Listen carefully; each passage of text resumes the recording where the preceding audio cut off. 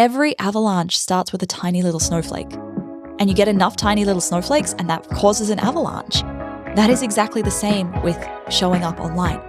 Each little time you show up online is one tiny snowflake, and you keep doing it and doing it and doing it, and then you have that avalanche. Welcome to Imperfect Action. I'm Steph Taylor. For years, I read all the books, downloaded all the freebies, and did all the courses. But it wasn't until I started taking imperfect action that my business had its first $1 million year. Imperfect action is about doing things before you're ready, prioritizing consistent action over perfect action, and moving forward, even when you're not sure you're doing it right. On this show, you can expect mindset advice, actionable marketing tips, and strategies to build a business that brings you more profit, more freedom, and even more joy. Are you on the list to get my daily Biz Boosters? Every day, I'll send you a bite-sized prompt designed to help you grow your business in a more intentional way. Sign up at stephtaylor.co/DBB or at the link in the show notes. Hey, welcome back to Imperfect Action. This is episode 673. Today, I'm chatting about one of the topics I know you all love to hear about because these episodes always end up being my most downloaded ones. And that is episodes around standing out online. Because I know the online world, it's pretty noisy these days, especially social media, especially Instagram, TikTok, Facebook, all of the places, LinkedIn. And it hasn't always been this way. Like back when I started my first business in 2016, all that I had to do to get in front of people, get social media eyeballs on my business was follow people, comment on some posts, engage a little bit. And then they would check out my business's profile and they would follow back. These days, that isn't enough. Following, commenting, engaging, all of that, it's not going to help you to stand out and grow your audience like it would have, 5, 10 years ago almost now. So if you are struggling to stand out online, let's have a look today at some of the mistakes that you might be making that are making it harder for you to stand out and reach new people with your business. Mistake number 1, you are not clear on who you are talking to. If you try to talk to everybody, if you word your content so that you are trying to resonate with everyone, it will end up resonating with nobody in particular. Imagine you are scrolling through a news site or scrolling through Instagram and you see an ad that's like, attention everybody. You're probably going to keep scrolling because you're like, I don't care, that's an ad. Versus if you saw an ad that's like, attention people who live in your suburb, whatever your suburb name is.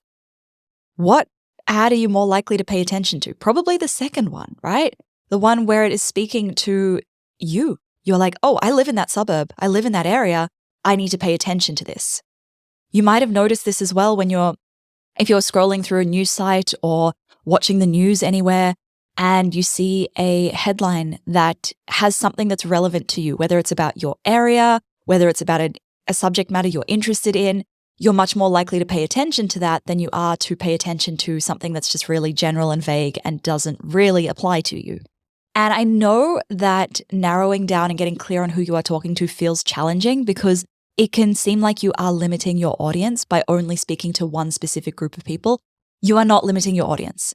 I did a much deeper dive into niching in an episode recently where I shared how to choose the right niche, some signs that you're in the wrong one. I did that back in episode 642.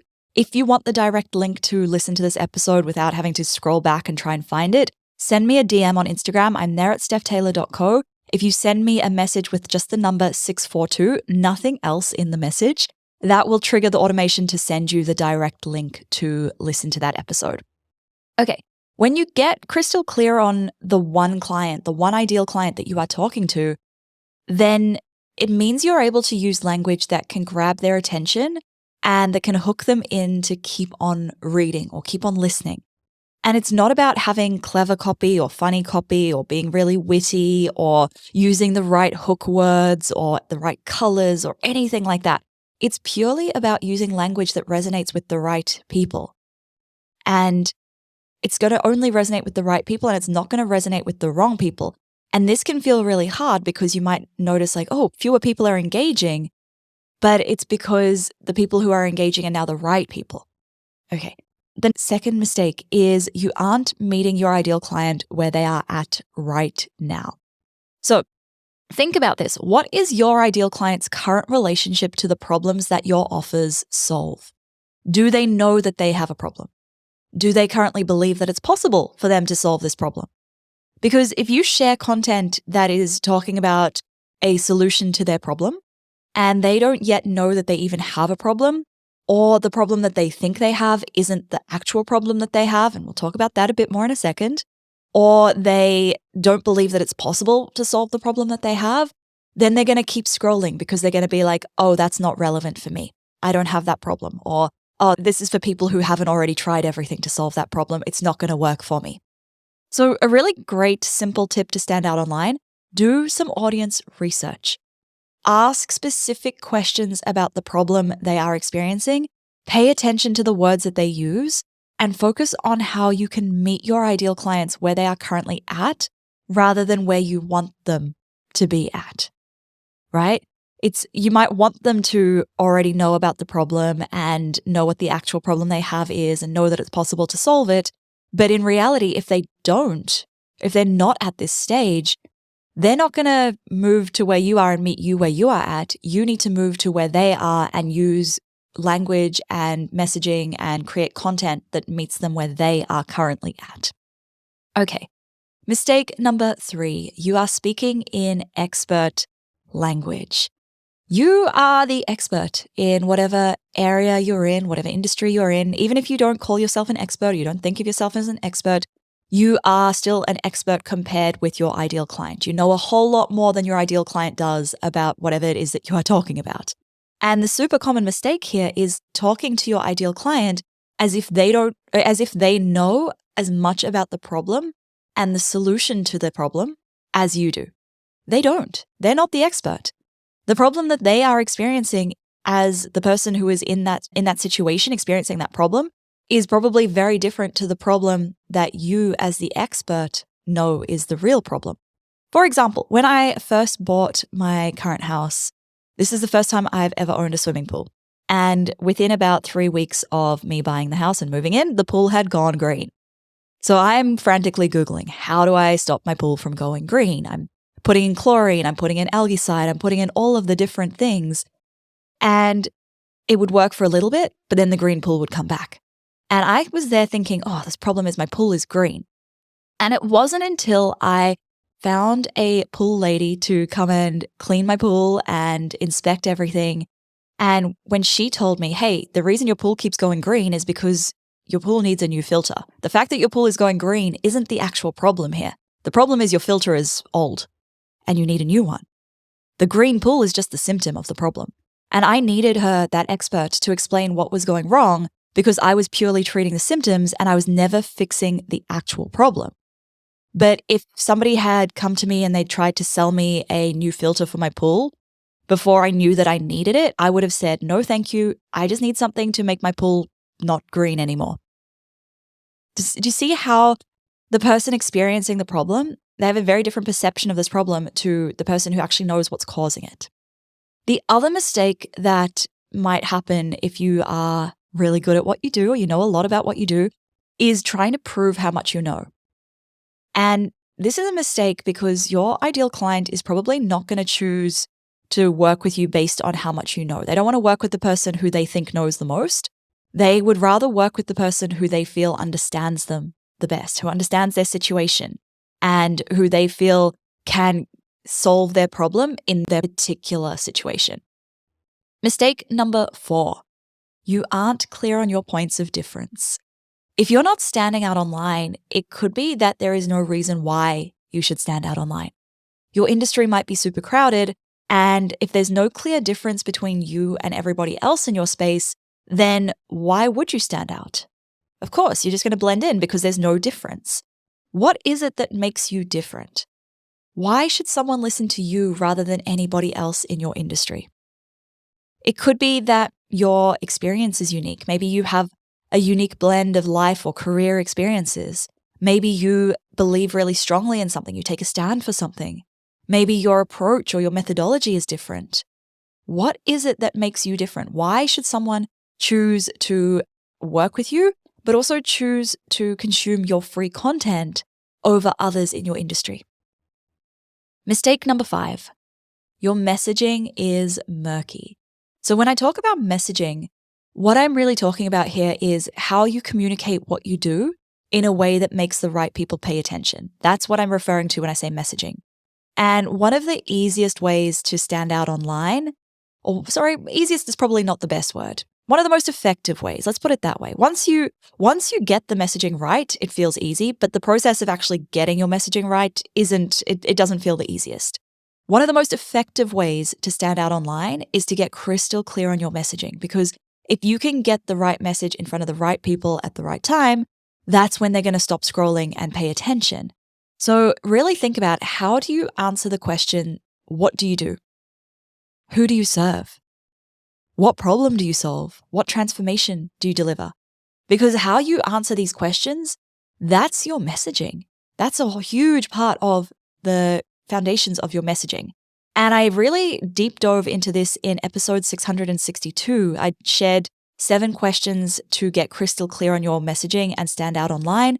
If you want the direct link to that episode, send me a DM on Instagram. I'm there at stephtaylor.co. Send me 662, just that number, and you'll get the direct link to listen to that episode. Mistake number 6, you're emulating what's working for others in your industry. Now, if you are sharing content that is similar to what other people are doing, why on earth should somebody follow you rather than the people they are already following, already getting their content from? And I know it can be really tempting to look sideways and see like, oh, this competitor is doing reels with this format or around this topic, and they're working really well. They're getting lots of views. So maybe I should be doing that as well. Here's the thing, just because it's working for a competitor or for somebody else online, it might not even be somebody in your same industry, but just because it's working for them doesn't necessarily mean it's going to work for you. It might be that, yeah, reels are working really well for them, but you hate doing video and it takes you so long to do video that you stick with it for a week and then you give up because you just don't have the time. And this is the thing, right? You need to be playing to your strengths rather than playing to what you think is working well in general. So what are your strengths? If you're great at video, cool, do video. If you're great talking into a microphone, podcast, right? What can you do really well? And what can you do differently to everybody else in your industry? How can you serve a need that your audience has in a new way that nobody else is doing? Mistake number 7, your content isn't remarkable. A really great way, a really easy way to blend in is to share the same tips and tricks that everyone else is sharing, to share the same how-tos, to use the same trending audios, to use the same templates that everyone is buying for $37 off an Instagram ad, to post something because you're like, oh, I haven't posted in a week, so I'd better post something, rather than posting because you have something worthwhile or meaningful to say. There is so much more content than we could ever possibly consume in our lifetimes. So it's no longer about creating content for the sake of posting something, but instead creating content that has an impact on the right people. And there's this quote by Seth Godin, I think it's from his book Purple Cow, which is one of the best marketing books I have ever read. It's not new. It's been around for a long time, maybe even 10 years, but it is still, I think it's timeless. And as he says in that book, if you are not remarkable, you're invisible. If your content is not remarkable, it's invisible. Okay. Mistake number 8, you aren't being consistent with your content. Consistency over time is how growth happens. This podcast didn't get to 2 million downloads because I only share episodes when I feel like it. It got to 2 million downloads because I share an episode every Monday, Wednesday, Friday, even when I don't feel like it. Even when, like with today's episode, I already tried recording it yesterday. I recorded the entire 15-minute episode and then the file corrupted and it didn't work. So I'm re-recording it. And I don't feel like re-recording it, but I'm doing it because I'm committed to showing up consistently with this show. And same with Instagram, same with my email list. I haven't grown them and nurtured them just by showing up when I feel like it. I show up when I don't feel like it because I prioritize it. It's in my calendar, it's in my to-do list, and that is really the only hack for consistency. even when I'm busy, even when I have a million other things on my plate, even when I would rather focus on shiny, fun things. I know this is something that is worth my time and attention. And because of that consistency, this show now gets around 2,000 downloads a day. Actually, it's getting more than that now, but it didn't at the start. And now, it was maybe getting 100 a day when I started, but that momentum builds. The more you do it, the momentum builds. Every avalanche starts with a tiny little snowflake, and you get enough tiny little snowflakes, and that causes an avalanche. That is exactly the same with showing up online. Each little time you show up online is one tiny snowflake, and you keep doing it and doing it and doing it, and then you have that avalanche. Okay, the final mistake number 9. You are relying on the algorithm alone to reach new people. Now, organic audience growth isn't just about showing up on social media more. It's not about posting more. Maybe you've thought, hey, if I just post a little more often, that's how I will grow my audience. And maybe a few years ago, that would have worked. Engaging with people on social media and sharing more content might have got you more followers. But these days, it's actually about finding people outside of social media and thinking of your social media audiences as a nurturing tool. So you might be going and speaking at events, or doing interviews on podcasts, or pitching for media, or teaching to people's communities and courses and memberships. And then as the call to action, you send them to join your email list or follow you on Instagram. And then the content that you are sharing there is a nurturing tool, not a growth tool. Now, posting to Instagram, posting wherever you are on social media feels really easy compared with doing the things that actually help you to reach new people. And that's why so many of you are struggling to grow your reach, because the things that actually get you in front of new people, they feel really scary. Standing on a stage and talking to people, whether it's a virtual stage or an in-person stage, that is terrifying compared with putting up another Instagram post. Reaching out for a collaboration is scary because you might get rejected. So it's easier to just put up another social media post. But guess what? Doing the scary things will get a lot more people into your audience, and you can nurture them, and you can start to build that momentum. And then once you have that momentum and you've got a bit more budget, then you can invest in paid ads, and that'll help you to scale your growth a little bit faster. So there you have it, 9 things that might be making it harder for you to stand out online. If you have learned anything from this episode or from any of the episodes on this show, please take 30 seconds to leave me a really quick rating and review in Apple Podcasts. A lot of work goes into creating and producing and editing and all of the things in this podcast. And it means a lot to me and to my team as well to see people are listening and enjoying the episodes. So please do take that time to leave a quick review. I read them all. They mean a lot to me. And I appreciate every single one of you who has been leaving them. That is it for today's episode. Thank you so much for listening. Catch you next time.